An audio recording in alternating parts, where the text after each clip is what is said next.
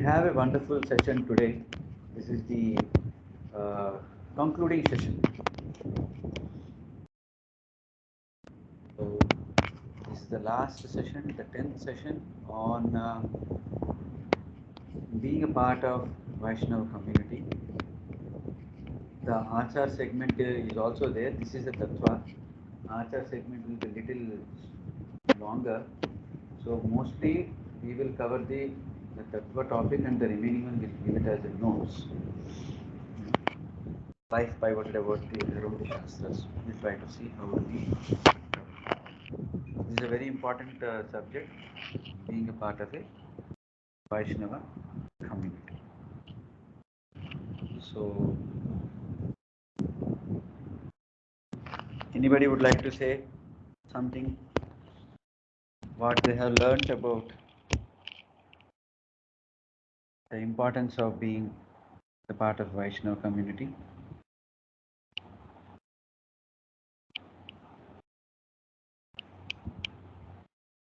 Anybody would like to volunteer? Yes, Prabhu. Yes.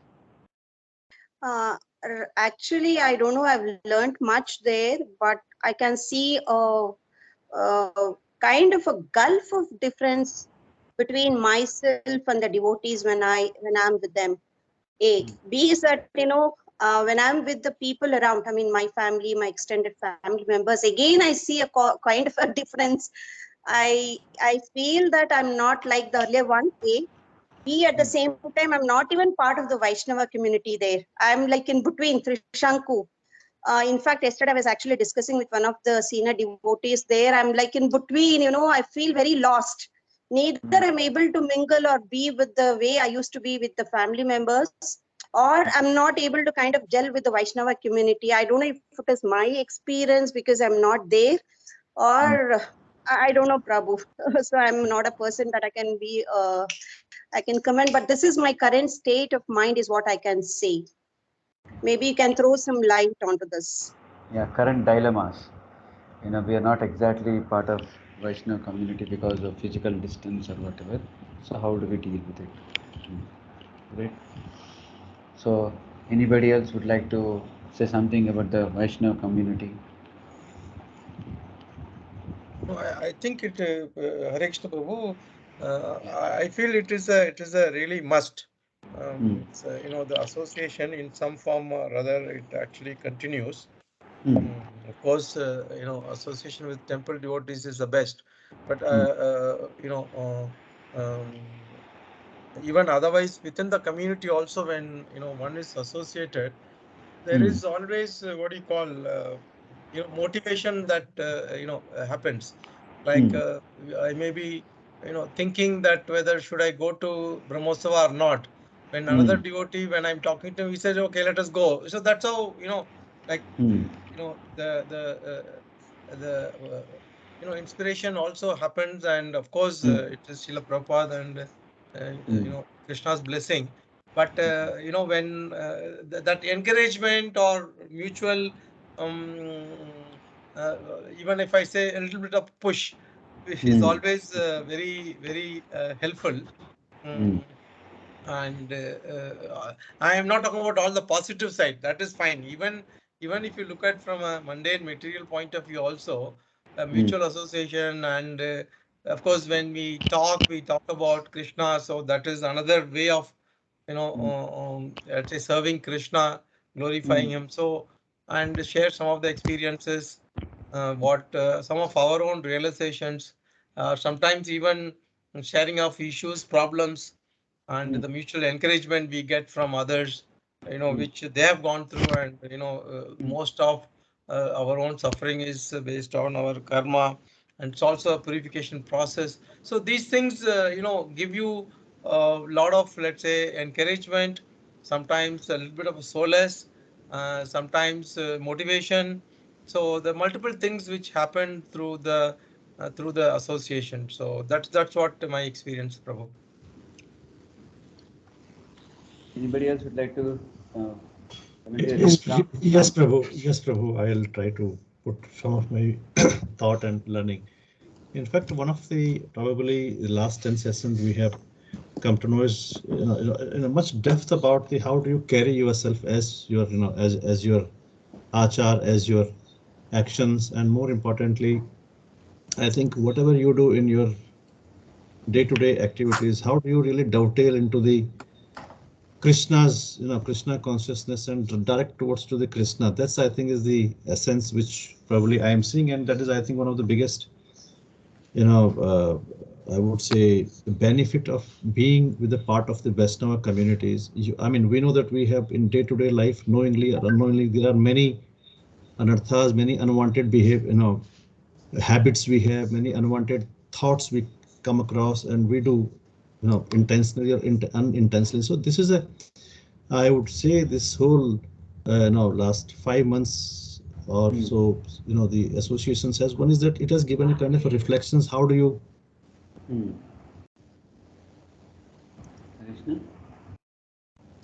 Yeah, Prabhu, I want to add something. Yeah. Yeah. So actually, sorry, Prabhu, am I audible now? Can you conclude also, Prabhu, quickly? Hare Krishna. Yeah, Ved Prabhu, can you quickly conclude? Hare Krishna. Hare Krishna, Prabhu, am I audible? Yeah, you're audible. Yes.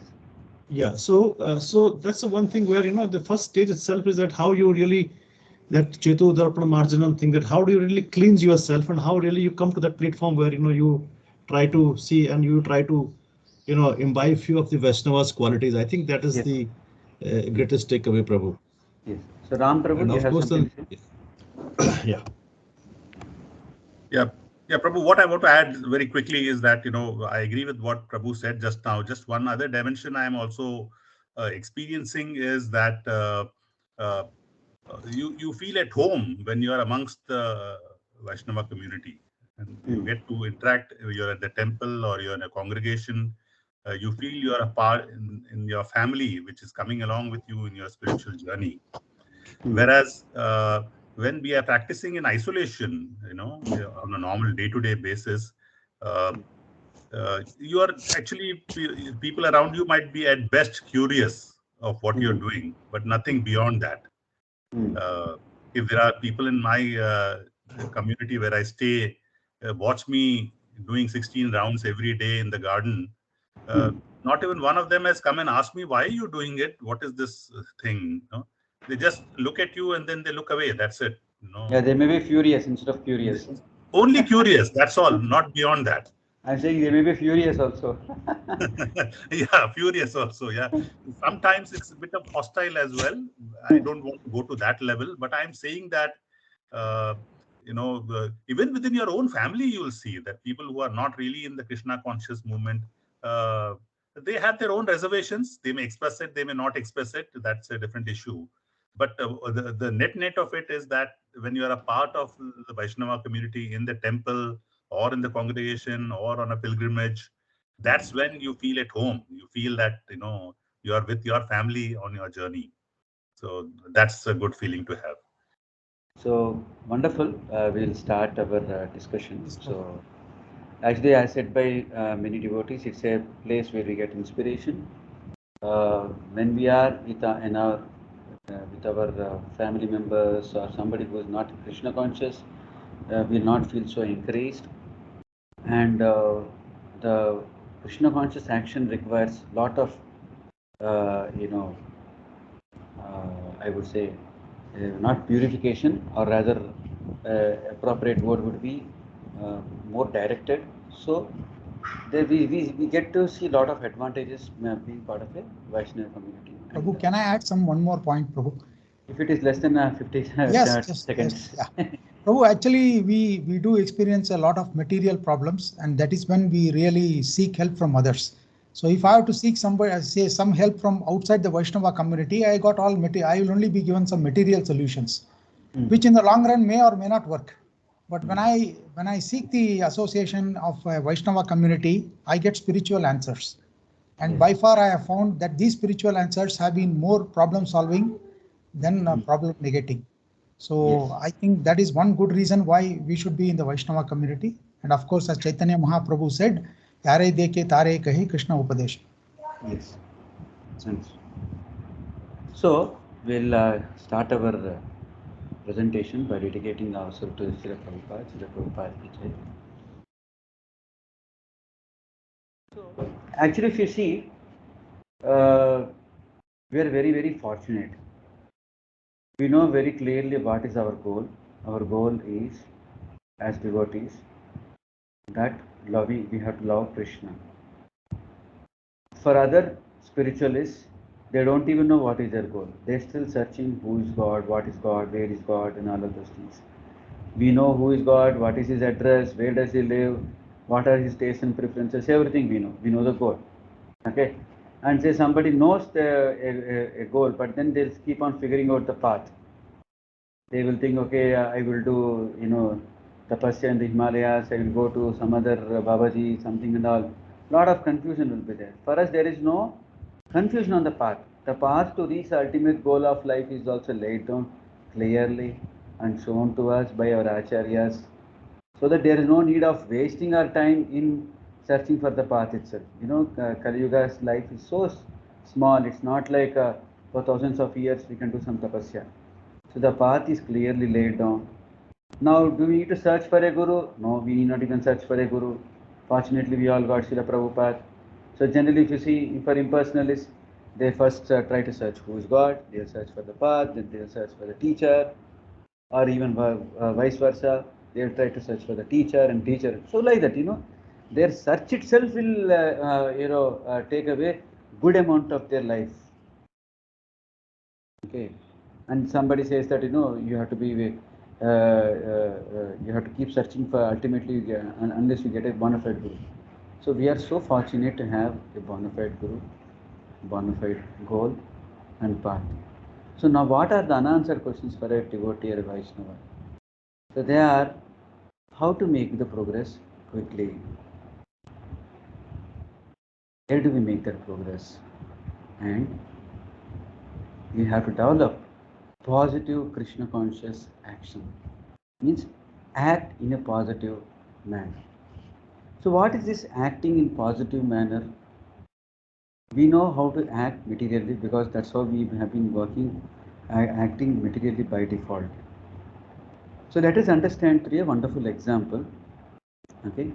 So this is once what happens, Rupa Goswami thinks that if I have some good ingredients, I would have cooked a nice feast for my brother, Sanatana Goswami. He is like, who's my elder brother, and I learn a lot from him. So why don't it would be good if I actually get some ingredients.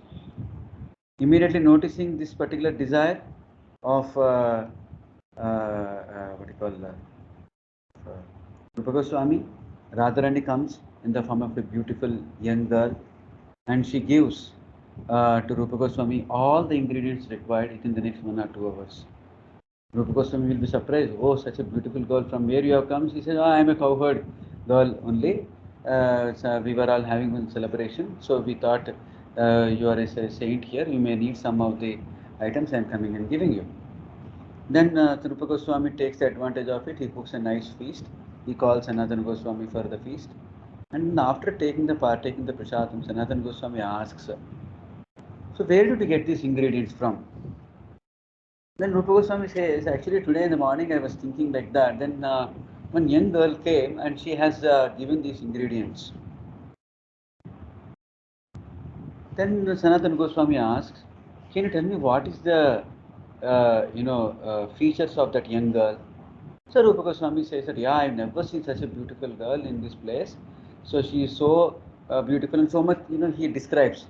Then Sanatana Goswami says to Rupa Goswami, oh my God, you have actually murdered me, he says. By accepting a feast, Sanatana Goswami tells to Rupa Goswami, you have murdered me. You have murdered me because, we have accepted service from Radharani. Instead of doing service to Krishna and Radharani, we have accepted service from them. So this is the example we learn from the Vaishnava Acharyas, that when we are doing our devotional service, what is the highest quality of devotional service expected from us as sadhakas? while doing devotion service. And on the contrary, we living in material atmosphere wherein control, command, and activities which go and the material principles, those are predominating. So we have to elevate our actions in a very Krishna conscious way, in a association. So here we see Sanatana Goswami corrects Rupa Goswami. Rupa Goswami's desire is in any way nothing wrong, because he just wanted to serve a Vaishnava. Serving Vaishnava is a proper desire. But you see how Krishna and Radharani, they are just wanting to serve the devotee. Moment Rupa Goswami thought like that, okay, I'll just arrange some ingredients. So this is what it is, that Krishna and Radharani always wants to serve the devotees, but devotees don't want to take any service from them. So if we have to develop this kind of a wonderful attitude, so how can that happen? So Prabhupada says like this in the Bhagavad Gita.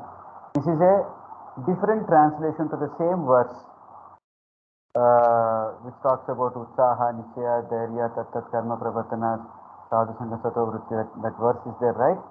Upadeshamrita, verse 3. That verse translation, if you go verse to verse translation, that translation is given different.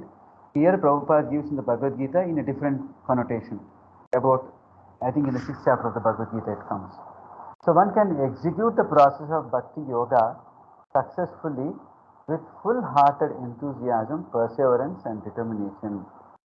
So we are telling that sometimes because of material association we are not so enthusiastic. Our determination gets slackened. We will not be able to do our activities with whatever requires perseverance. Then Prabhupada says, by following the prescribed duties in the association of devotees and by engaging completely in activities of goodness, in the sadhu samadhanam, in the path which is set by the sadhus, while doing our prescribed duties, we will be able to successfully do our activities and execute our devotion service. So why we have to do it in the Vaishnava community? Why not alone? I can just be alone, right? And do it also. Why not like that? How is it? One second, some confusion. Is it properly visible? Yes, It's visible, Yes, Prabhu, Prabhuji. but audible, audio is something very low is what I felt for myself. Not sure about the others. Others, how is the audio? Audio in between, Prabhu, is slightly disturbing. I mean, there's a little bit of hissing sound actually.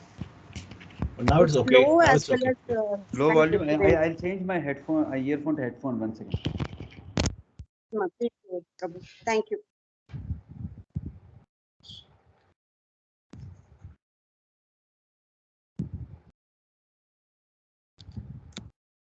Is this better?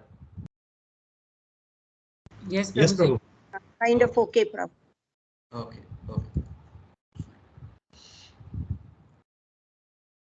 So the whole point of Vaishnava community comes to the picture to address the need of one's spiritual advancement. The practice amidst the people with transcendental goal is mentioned and referred to in various scriptures and instructions. Srila Prabhupada gives the example of a stockbroker. A stockbroker, he knows to make profit even when the prices are coming down and even when the prices are going up. And the stockbroker, he will not be away from the what you call stock market. He will be always in the stock market. So that's how it is that we either whatever phases of our life, whatever good or bad are happening in our life, if we are in the midst of a community place, in fact, Bhaktivinoda Thakura uses the word Namahata. Namahata is the place where Nama, Harinama is sold and bought. Bhaktivinoda Thakura gives that example. So that's a community of Vaishnavas. So let's understand. So this is a wonderful verse. This is part of the four verses which we say it as the four verses which summarize entire Bhagavad Gita in the 10th chapter of Bhagavad Gita. Machchitta madhyata pranaha bodhiyantah parasparam katyantascha mam nityam tushyanti cha ramanti cha. The thoughts of my pure devotees dwell in me. Their lives are surrendered to me, and they derive great satisfaction and bliss, enlightening one another and conversing about me. So we see here uh, uh, Krishna is telling that what does Krishna say? Krishna says no, that he lives in the place where devotees are constantly glorifying him. So now what happens where, say for example, when two devotees are talking about Krishna, what do you think about Krishna? Oh, Krishna is person who has no legs. Do we say like that? Krishna is a person who has no hands, no eyes, is impersonal. No. We talk about, we converse about and enlighten each other and be blissful about talking about the activities of Krishna and his devotees.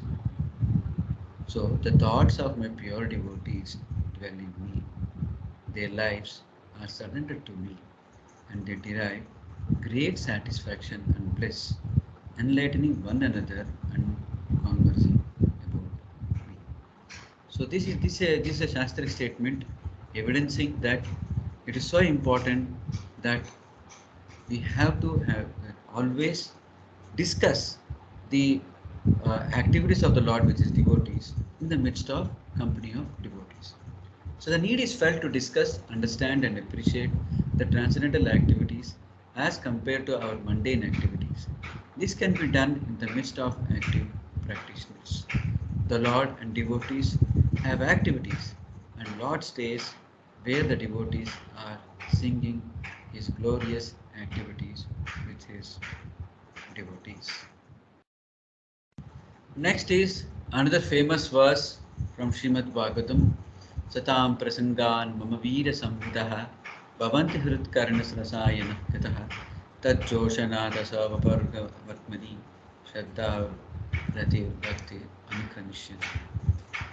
In the association of pure devotees, discussion of the pastimes and activities of the Supreme Personality of Godhead is very pleasing and satisfying to the ear and the heart. By cultivating such knowledge, one gradually becomes advanced on the path of liberation, and thereafter he is freed and his attraction becomes fixed. Then real devotion and devotional service begins. So when does the real devotion and real devotional service begin? In the association of devotees. In the association of devotees, what happened? The devotees will keep discussing the pastimes and activities with so much faith.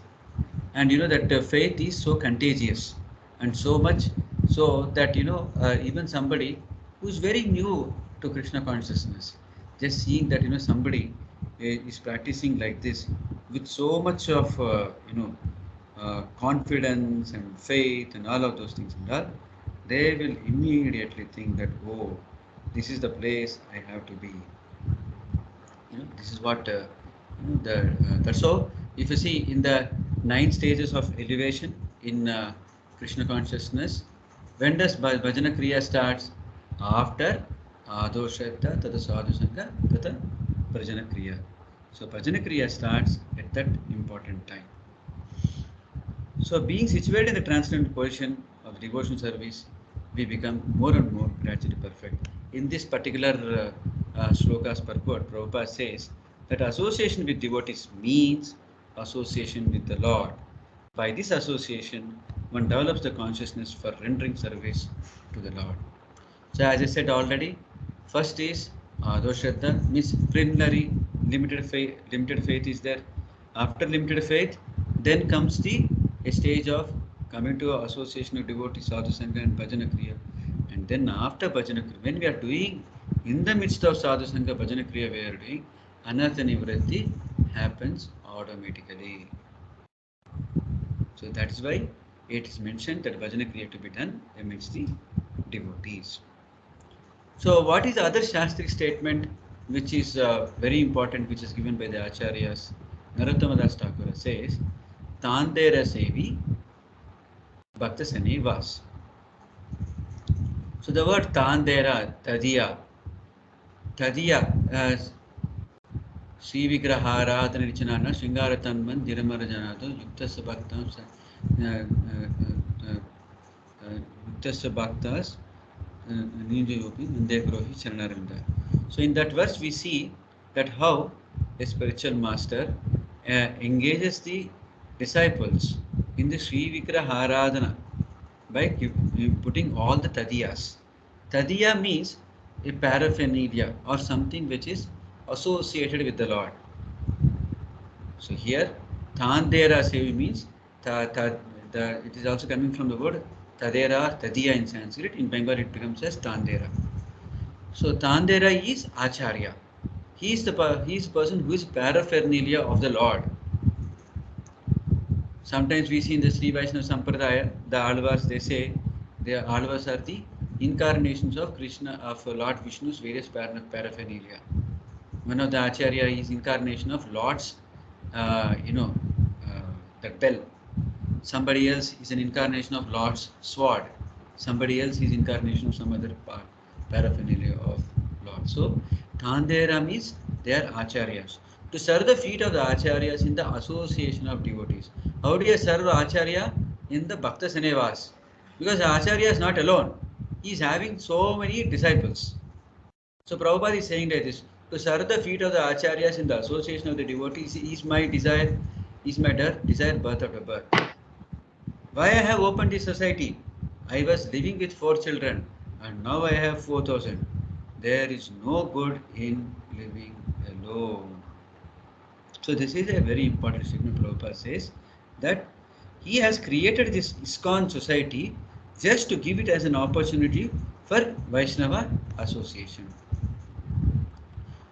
Prabhupada goes on to say in the next place, Prabhupada, no, we are all set of puppets of Krishna. I am also puppet. This is disciplic succession. We have to become puppet, that's all. As I am puppet of my Guru Maharaj, if you become my puppet, then that is success. Our success is there when we become puppet of this predecessor. Okay, now I am ready to become puppet of Prabhupada. I will listen to whatever his instructions, I will do his service. Is it sufficient? No. Tandera Charana Sevi, Bhakta Sanevas. To live in the society of devotees and to become puppet of the predecessor Acharya. The word used is and, it is not or. So to live in the society of devotees and become puppet of the Acharyas. This is success. So we are trying to do that. Krishna conscious society and serve the predecessor. That's all. So what has Prabhupada has given to us? He has given us the Krishna conscious society and then serve the Acharyas. So when Dhruva Maharaj has been blessed by Narada Muni and does a wonderful tapasya and he sees the Lord in the heart just coming out and giving him darshan, Dhruva Maharaj starts composing wonderful prayers. He says like this, one of them is Bhakti Muhu Pravatam Tvayi Me Prasango Bhuya Dhananta Mahatam Amalashayana Enanja Solabanam Gurivasanam Bhavaptim Nese Bhavadguna Katamrita Panamrita. So, this is a very beautiful statement. Let's read the translation. Dhruva Maharaj continued, "O unlimited Lord, kindly bless me." So, already Dhruva Maharaj is already blessed. He got Sakshat Hari. He has, Hari has come in front of him. But still he is asking for a blessing. What is the blessing he is asking? Kindly bless me so that I may associate with great devotees. Actually, he has already achieved the highest, seeing the Lord in front of him. But still he is asking the Lord to bless him with what? I may associate with great devotees.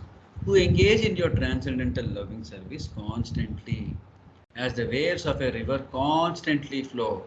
So there are devotees, great devotees, who are constantly doing transcendental loving service, like the way river is flowing. And I want that kind of, I want their association. Such transcendental devotees are completely situated in an uncontaminated state of life, Shuddha Sattva. By the process of devotional service, I shall surely be able to cross the nascent ocean of material existence, which is filled with the waves of blazing fire like dangers. So this material world is very, very dangerous.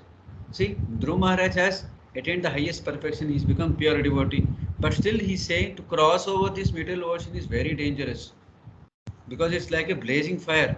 Anytime you can burn, can get burnt up, So it will be very easy for me, for I am becoming mad to hear about your transcendental qualities and pastimes, which are eternally existent, and very easy doing all of this in the association of devotees. So Dhruva Maharaj, after attaining the highest platform, still he is hankering for such a great association. So actually I would request devotees, when we give these notes, to read the purport. It's a wonderful purport. Lot of one-liners are there given by Srila Prabhupada in that purport. Prabhupada, I'm just reading some of them. Anyone who is trying to be aloof from this Krishna conscious society and yet engage in Krishna consciousness is living in a great hallucination. Prabhupada is using the word great hallucination. For this is not possible. It is not that Krishna consciousness means sit at home, just read and do some little bit service to our deities. No, it is something which I have to live in the part of Vaishnava Sangha. So our Krishna Life department also intends to create these kind of pockets of association in the gated communities. That's as a department of ISKCON. ISKCON is trying to do that one. ISKCON's department also tries to do the same thing by creating pockets of association. So now someone may say, a Mayavadi philosopher may question us, you may be very happy in the association of devotees, but what is your plan for crossing the ocean of material existence? Guru Maharaj's answer is that it is not very difficult. He clearly says that this ocean can be crossed very easily if one simply becomes mad to hear the glories of the Lord. Because that's what is constantly happening when we are in association of devotees. So devotional service in the association of devotees is the cause of the development of further devotional service. Then another very beautiful statement Prabhupada says. How do I improve my devotional service? How do I do it quickly so that I will achieve my ultimate goal of love of Godhead? That's again doing devotional service in association of devotees. Because that becomes the cause and effect, cause and effect, cause and effect. So it is possible to mature in devotional service only in the association of devotees. Prabhupada uses this statement in the end of that purport. It is possible to mature in devotional service only in the association of devotees. As I gave the example of a stockbroker, similarly Prabhupada says, a businessman is always very eager to go to a place where business is transacted. So I have a wonderful story of King Kulashekara, the famous Vaishnava king in the disciplic succession. He was a staunch devotee of the Lord Ramachandra and always very eager to serve the Lord in any capacity. By his action, he sets the epitome of having the association of devotees in one's life. Can anybody narrate this story? Anybody would like to volunteer to narrate the story of King Kulashekara? Can you repeat again, Prabhu? I didn't hear it properly. There is a wonderful pastime of King Kulashekara Alvar, wherein he proves association of Vaishnavas is the most important thing.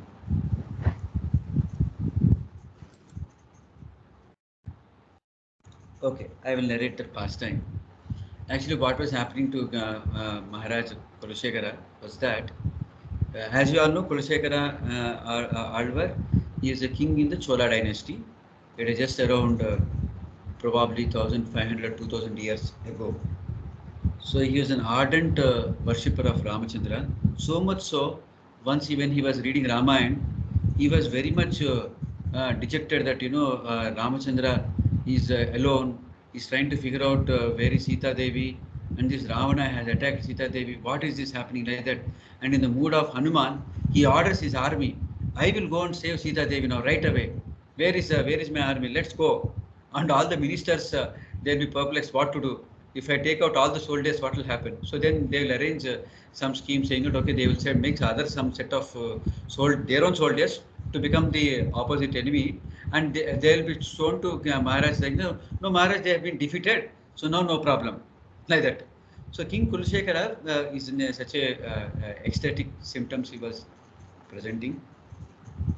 So once King Kulashekara says that to his ministers that I would like to go to Ranganatha, Srirangam. Then all these ministers will be thinking, now only Kulashekara Alvar is like this. If he goes to Srirangam, then what will happen? He will become more and more mad of Krishna. So then we should do something. Then they will think, okay, let us do one thing. Instead of king going to the Srirangam, let us bring some of the Vaishnavas from there to his palace. So then he will be happy, so that he need not go. So then when the Vaishnavas are brought to the kingdom, the Kulashekara will become very happy in their association. So he will become more and more associating with the Vaishnavas, and all of those things were happening. And more Vaishnavas are coming now. The ministers only brought some few Vaishnavas. Now more and more Vaishnavas are coming automatically. So then it is becoming more and more disturbance for them. They will be feeling that, what is this happening? That we thought of solving this problem, but instead of solving the problem, more and more Vaishnavas are coming and they are disturbing our works. So then they will think, okay, let us do something wherein Kulashekara Alvar will get disgusted with the Vaishnavas, and he will send them with the Vaishnavas. Then they will think, okay, let us do one thing. We will steal the ornament of the deity, and we will say that the Vaishnavas who are worshipping the deity, they only stole this particular jewelry. Then immediately King Kulashekara will reject them like that. They will create a scheme. So they will do the needful, and then afterwards, the next day morning, they'll complain to the king that that so and so our deities, Ramachandra's deities, jewelry were lost, and the priests, the Vaishnavas, are the people who have caused this. Like that, they will do an allegation. Then King Kulashekara Alvar becomes very much angry, saying that the Vaishnavas do not dare to do this kind of things. This kind of thought also will not come into their mind. Let a pot full of cobras can come in front of me. I will put my hand in that. If I get bitten by them, it means they are wrong. If not, they are without any kind of they're not guilty of any misconduct. So a big pot of cobras will be brought, and then Maharaj Kulashekara puts his hand in that and then takes it out. Nothing happens. So immediately all the ministers, who have done this kind of conspiracy, they fall at his feet, begging, saying that, oh, Raja, you are not attending to your duties. So we were all getting worried. We have created this kind of a scheme. Please forgive us.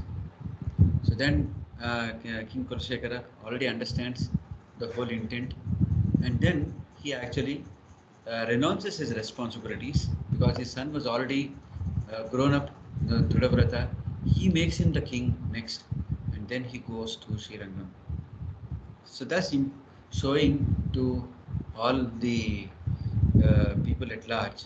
King Kulashekara had said that Vaishnava association is more important than the worldly kingdom and its duties and things like that. Of course, this particular principle has to be applied in a proper context.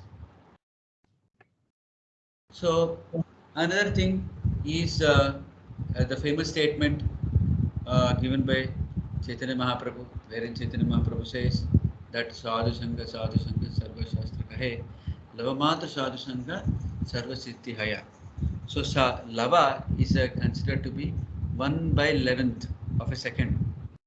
The verdict of all revealed scriptures is that by even a moment's association with a pure devotee, one can attain all success.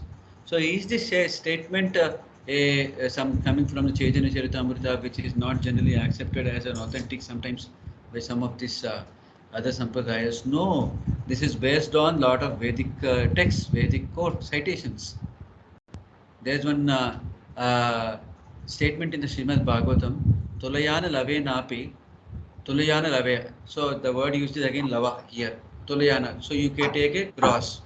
So there are two sides of a weighing scale, right? On one side you'll put some kind of weighing stone, another thing you'll put the valuable item which you want to sell, right? So that you'll get the proper weight.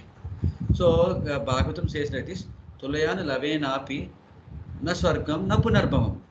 So on one side you put Swarga, Punarbhava means getting out of this material world, getting liberated. Tulayan lavena pina Swargan na Punarbhava, Bhagavad Sangi Sangasya Martyana Kimutasitaha. On the other side you put one lava of Bhagavad Sangha. Sir, Bhagavad Sangi Sangasya. Somebody who is Bhagavad Sangi, his Sangha. Okay, you put just lava of that one on one side. On the other side, you put the goal of achieving Swarga, the goal of achieving the getting out of this material world, and then what to say about other material things. The Shastra says this lava is so weighing, it will come down. It is much more weight than this other one. So it is a kind of a statement which is mentioned in the Bhagavatam in an allegorical way. So which Chaitanya Mahaprabhu tells like this, just a fraction of time of a sadhu sangha is sufficient. So now we understood that it is so important to have the Vaishnava association. So before we go on to the principles of association and then understand those principles of association in a more elaborate way, probably we can kind of reminisce some of the important instances. Just by little association of devotees, that particular person has become such a great Vaishnava or Acharya in our life. What are those examples? Anybody would like to volunteer? Maharaj Sorry? with Narada Muni. Sorry? Dhruva Maharaj, Yes, Dhruva Maharaj. and Dhruva Maharaj. Prahlad Maharaj, Narada Muni, Mrugari, Narada Muni, Valmiki. Valmiki, yes. Narada was a great, I mean, he kind of enlightened so many people, Oh my God. Purandaradasa. Purandaradasa. Yes. Purandaradasa was a diamond merchant. Correct. He was called as Navakoti Narayana only by one incident, and in a flash he realized that his previous birth was Narada Muni. He is an incarnation of Narada Muni, and then returned. So many more examples are the Narada Rishi himself. No, he was a son of a maid servant, very humble background. Just by associating with the Vaishnavas for 4 months in the Chaturmasya time, so he has become in the next life a great rishi like Narada. And if you see in the Chaitanya Mahaprabhu's Leela, we see also a lot of wonderful examples. We have case of Jagai and Madai, Sarvo, Bhattacharya, and many more examples, right? Just with a little Even our association. own they also Prabhu, Srila Prabhupada association with Srila Bhaktivedanta Yes. Saraswati Thakur. Hardly couple of times is what I've understood, right? But look at the way kind of, he propagated the movement across the globe, right? Yes.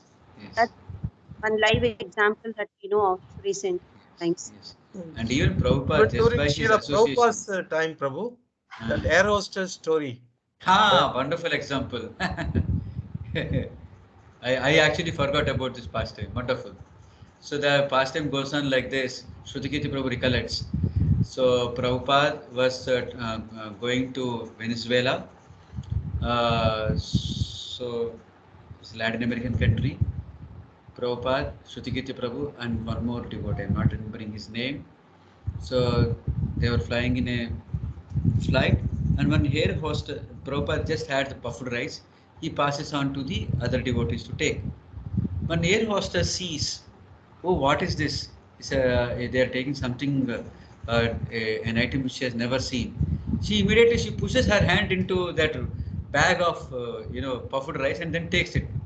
You can never imagine an air hostess who's trained to be very courteous to the guests and all of those doing this kind of a thing, right? You can just never imagine that kind of thing happening. But like our Shruti Guru was like shocked. How come this woman she has done like this? Then after consuming, oh, it is very nice. Tell me what can I serve you? So then they say, then Prabhupada says, okay. They actually this devotee says, no, I don't want anything. But Prabhupada says, okay, please get some a boiled milk. Then Prabhupada says, generally Matajis they want to serve, so let us accept some service, no problem. So then she will bring milk and all of those things. So there ends the story. We all thought like that. So one day when Shrutigiti Prabhu was narrating this pastime in one temple, I think in Latin America or somewhere, one devotee raises his hand and he says, Prabhu, you don't know what happened to that Mataji afterwards. I know what happened to that Mataji, he says. Then Shrutigiti Prabhu says, yes, please tell what happened. He says, Prabhu, once I don't know that place in Brazil, it is in the Amazon forest. Okay, I am going and distributing the books of Prabhupada in those places. So I ended up knocking one door. So when I knocked the door, and then this Mataji opened, and here inside is everything is Krishna conscious. He is wearing tilak and everything wonderful. I was like shocked. There was no temple nearby. I never met this woman in our sangha anywhere. How did she become Krishna conscious? So he was very much intrigued, and he will ask her, what how is that this kind of a transformation took place?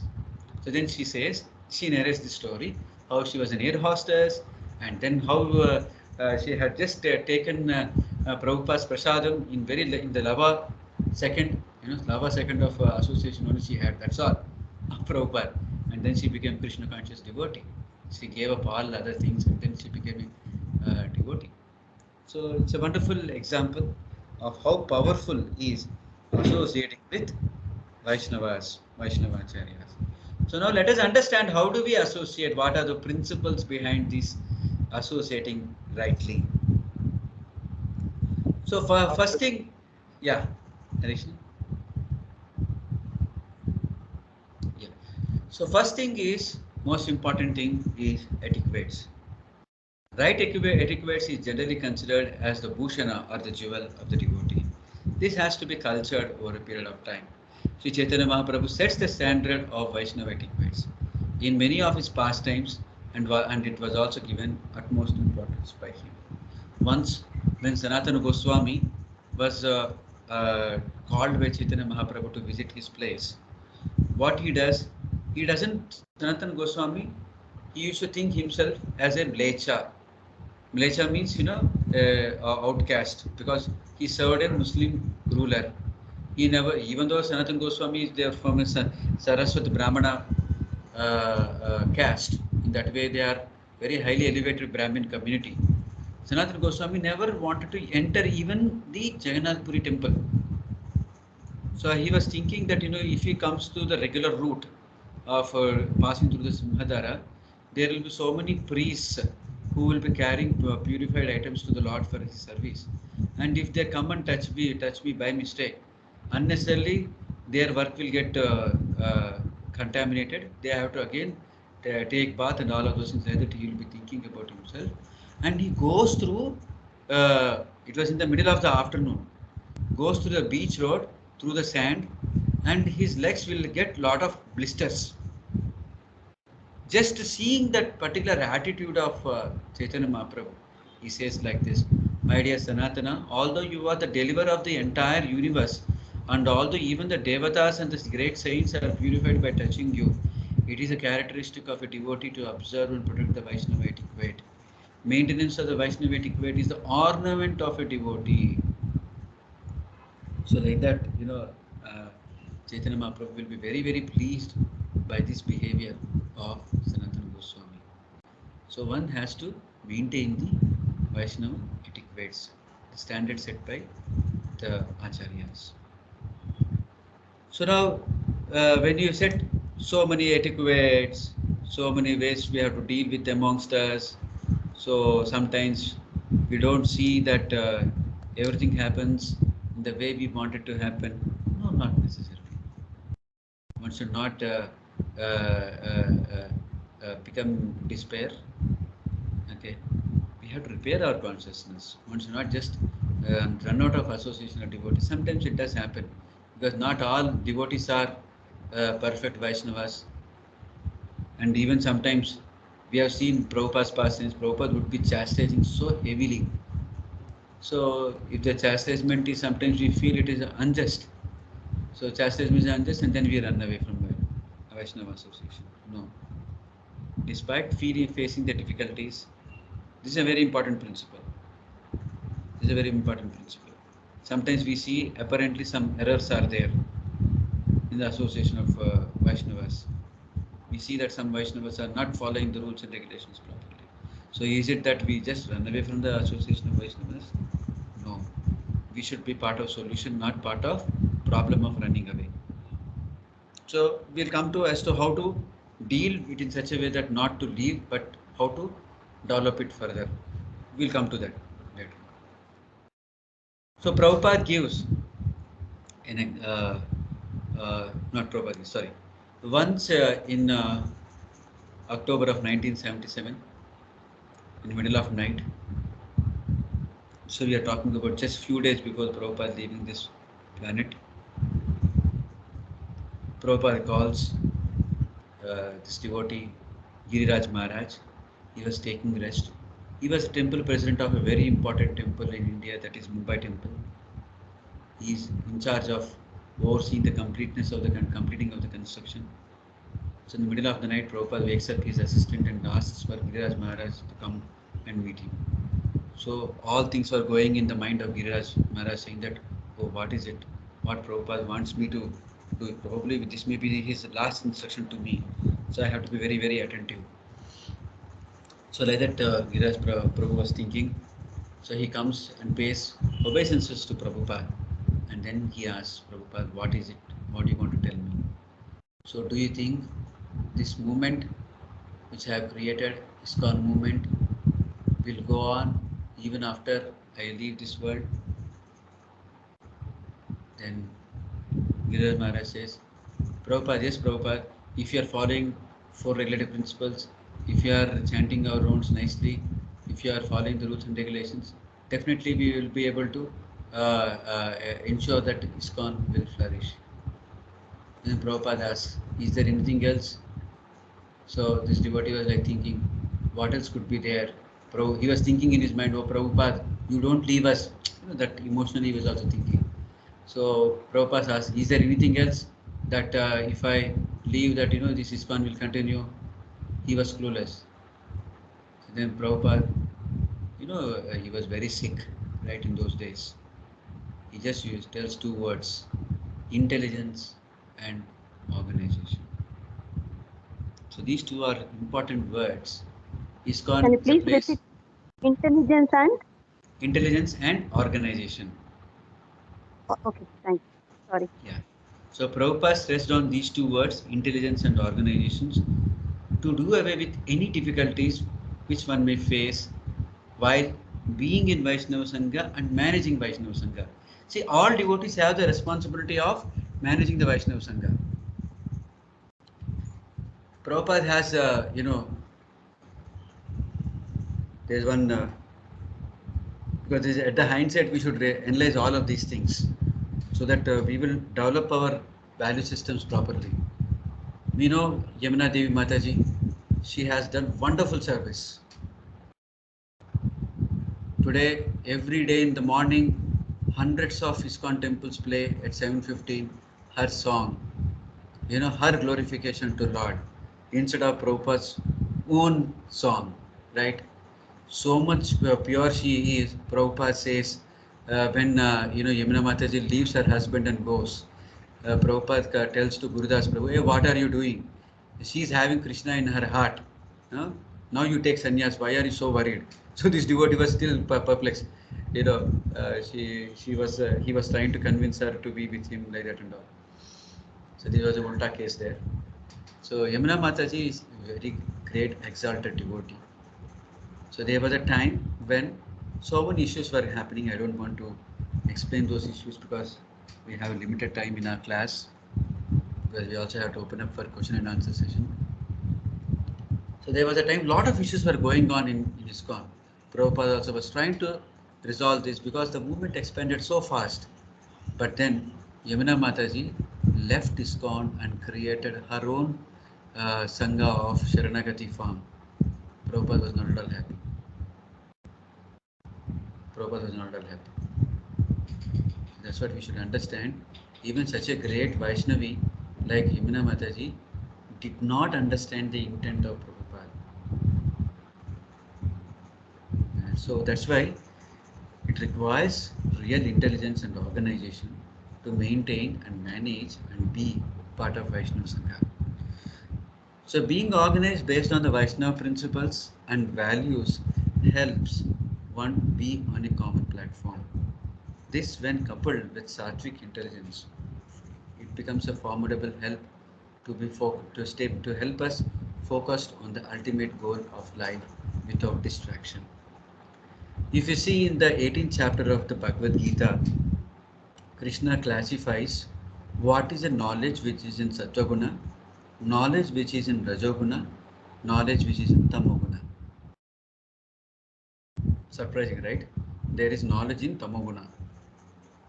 Tamoguna means mode of ignorance. How can knowledge be there in ignorance also? Right? But actually knowledge also exists in all the three modes. So while Krishna is describing about the knowledge in Sattva-guna and knowledge in Rajoguna, he classifies Sattva-guna knowledge is that knowledge which sees the undivided among the divided. But whereas the Rajoguna intelligence sees a differentiated living entities in everybody.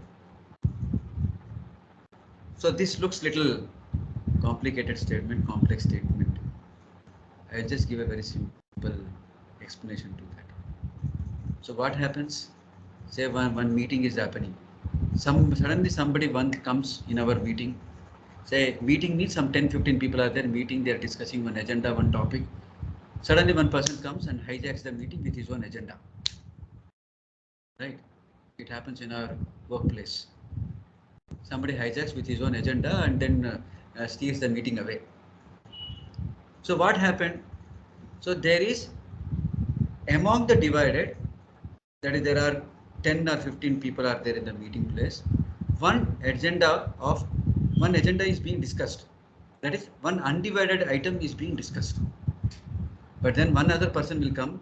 He has his own agenda, his own desire. He's passionate about it. He sees that, hey, all others are discussing something else. I want to bring my topic. And he brings his agenda and hijacks the whole thing. So he sees different people.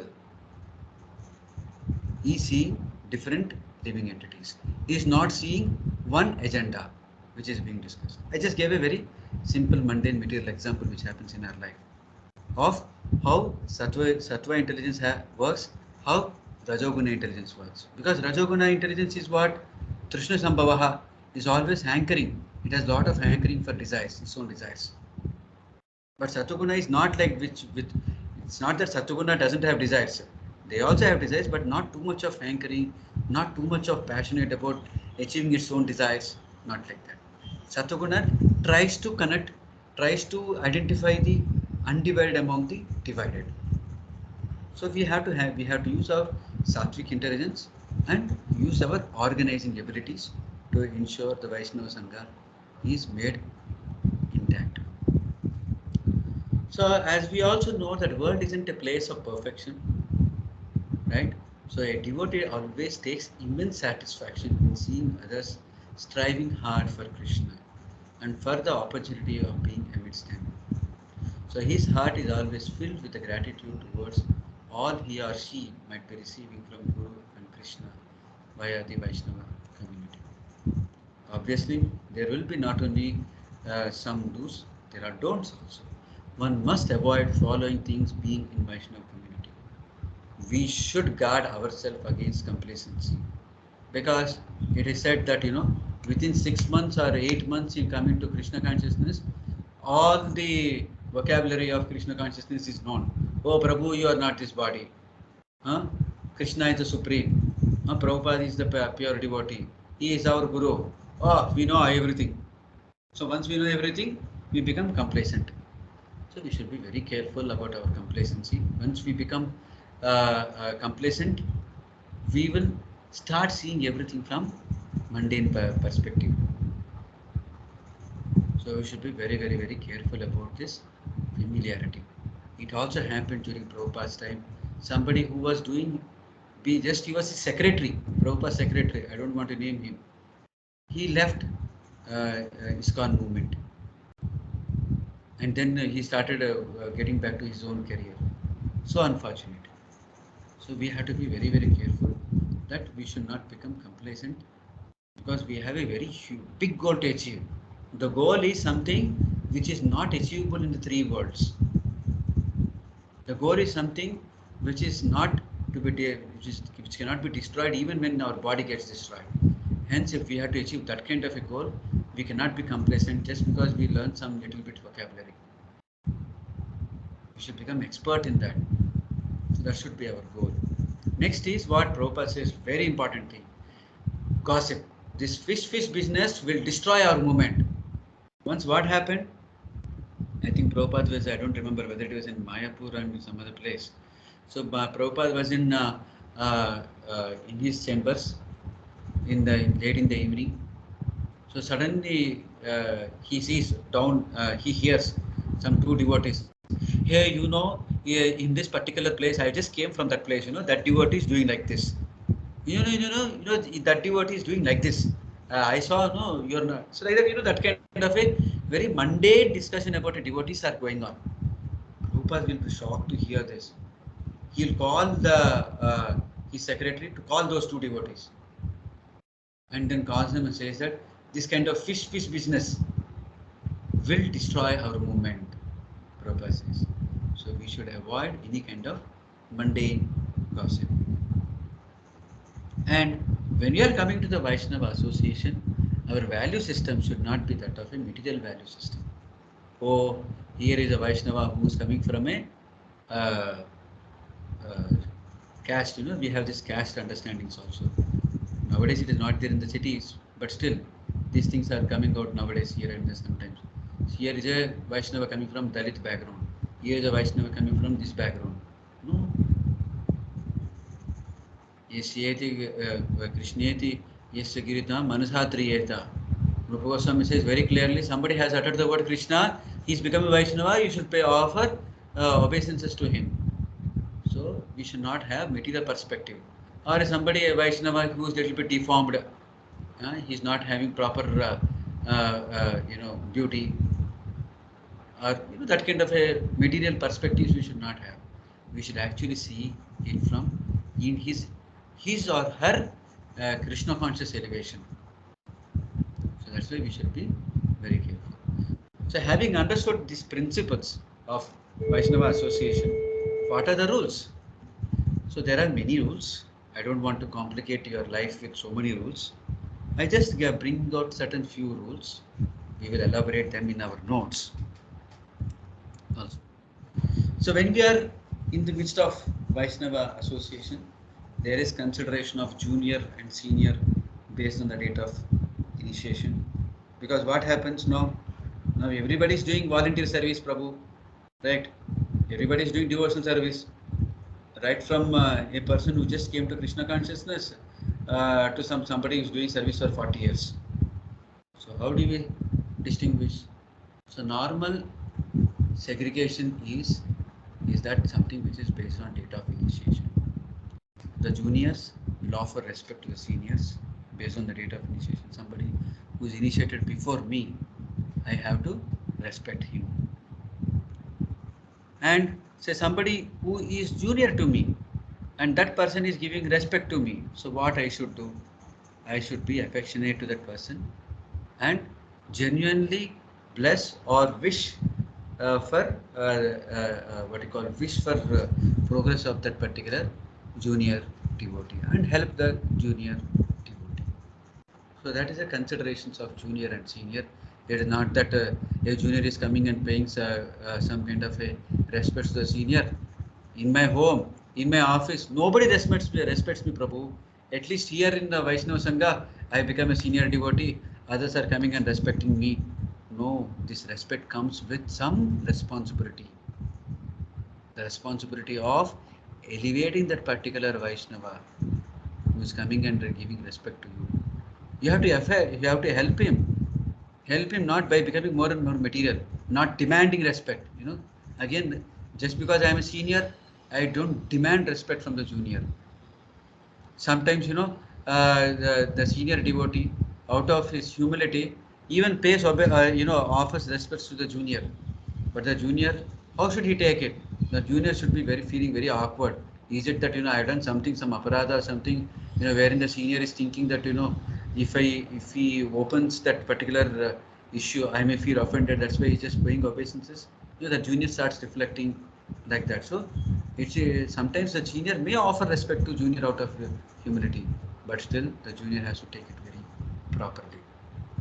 So that is how when you become more and more senior in Krishna consciousness, our responsibility becomes more and more heavier and heavier. When we are how to deal with the juniors.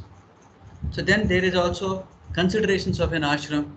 Somebody is in brahmacharya, somebody is in grahastha, vanaprastha, and sannyas.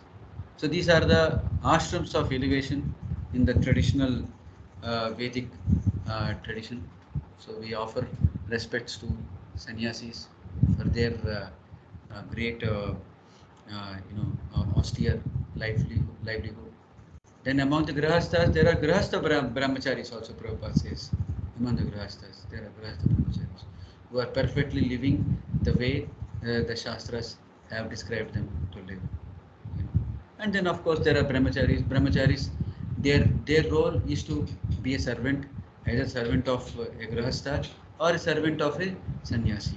Their role because they are just a what you call that's why Chaitanya Mahaprabhu, when he took the sannyas also, he has retained the word of Chaitanya, which is actually coming from his brahmachari ashram life, so that to show himself his humble position, even though he is a sannyasi. So there is an importance of humility which plays in the Vaishnava Sangha. So now we heard about date of initiation, we heard about the ashram considerations, but then Bhagavatam in the first canto brings out another important principle or a rule while we are associating with the Vaishnavas. What is that?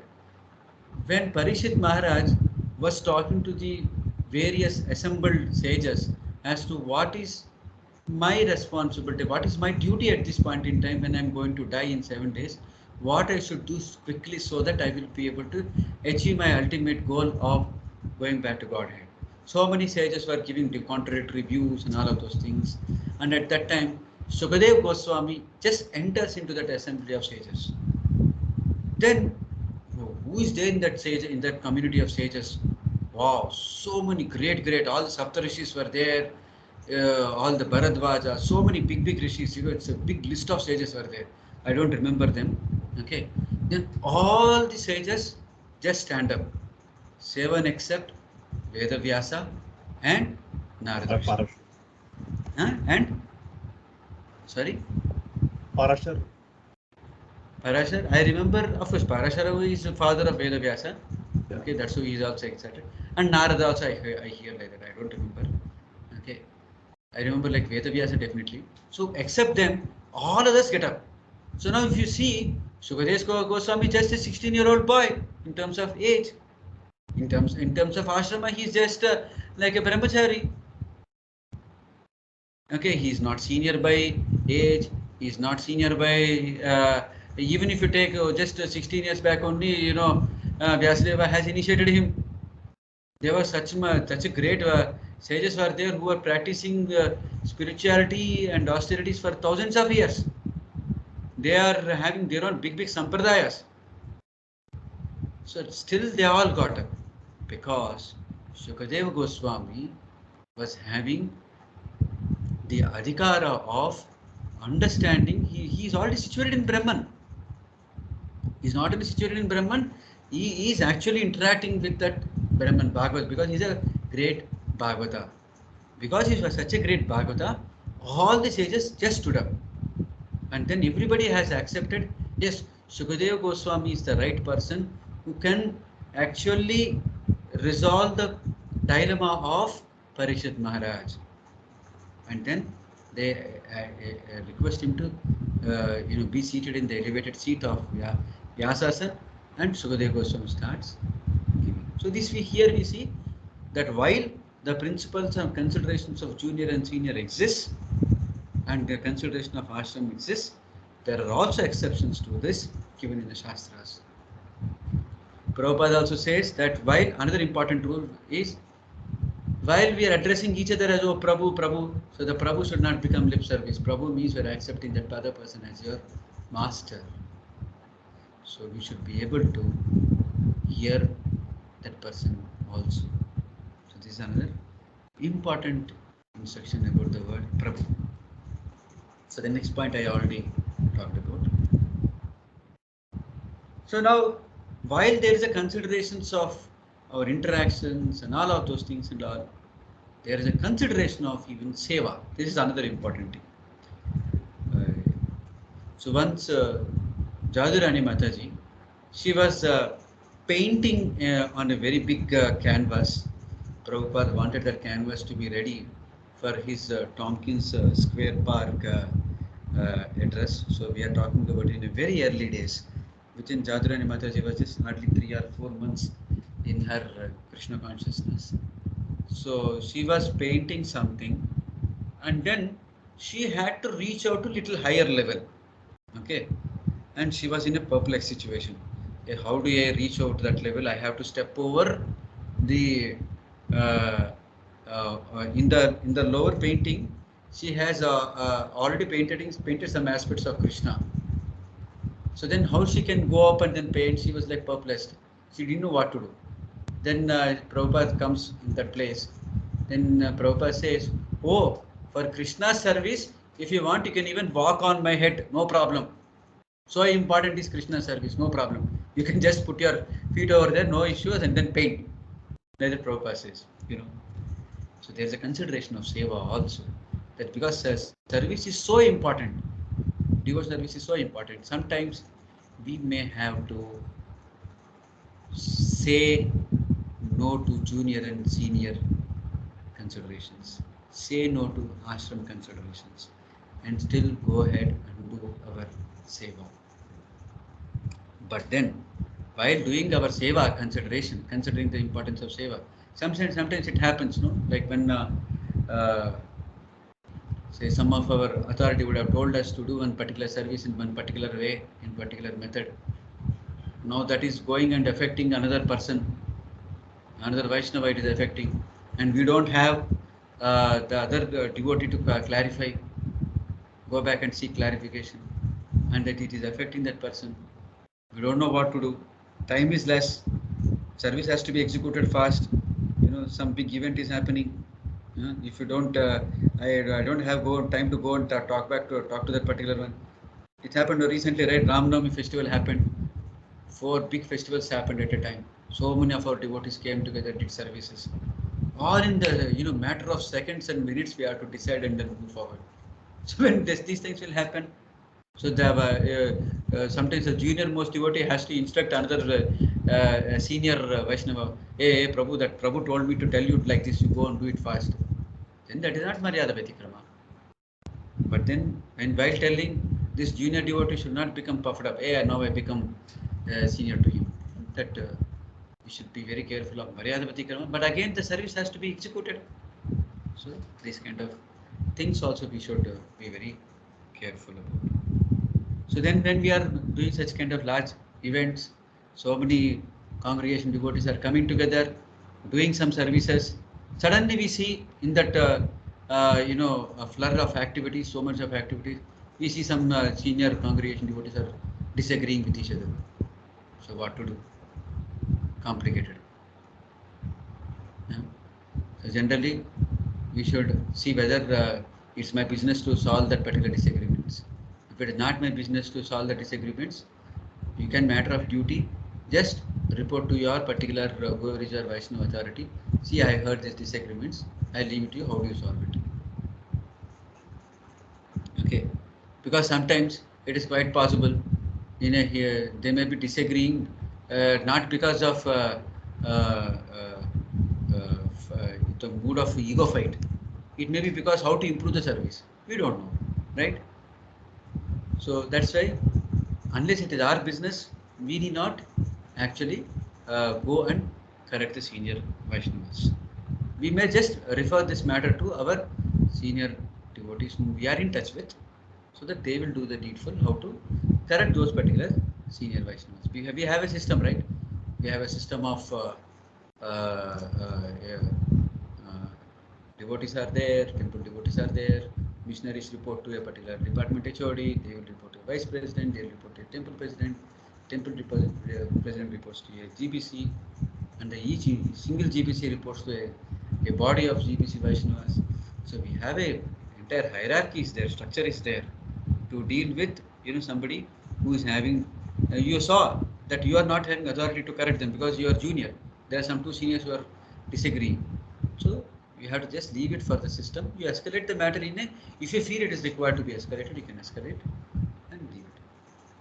So then there is also a Vaikunta conception of competition in our when you are having book marathon. So some 10 or 20 teams are competing, and it so happens always 3 or 4 teams will be competing so fiercely. The gap would be only some few hundreds or thousands. So then, how do we deal with that? So do you deal in such a way that I should do something in such a way that tomorrow that tire that Prabhuji is there taking the car, I should puncture the tire so that he'll spend 1 hour time in fixing the so that he will not sell the books. So that is envy. Envy has nothing to do in competition. So what I should do? I should do in such a way that the devotee is going to railway station for doing book distribution. Okay, Prabhuji, yesterday I did book distribution in that railway station. It was so good. You have to be watchful. Go to this particular platform. There, the train is there. So many good people have bought the books. Tell him the secret. No. So that he will fight further and you also will fight further. Then he will give ideas to you also. So that's the way of Vaikunta competition. So when we are mingling in associating with devotees, we should help other devotees to perform their service better, so that we will feel happy. Not that we feel happy by stopping their devotional service. So that is Vaikunta conception of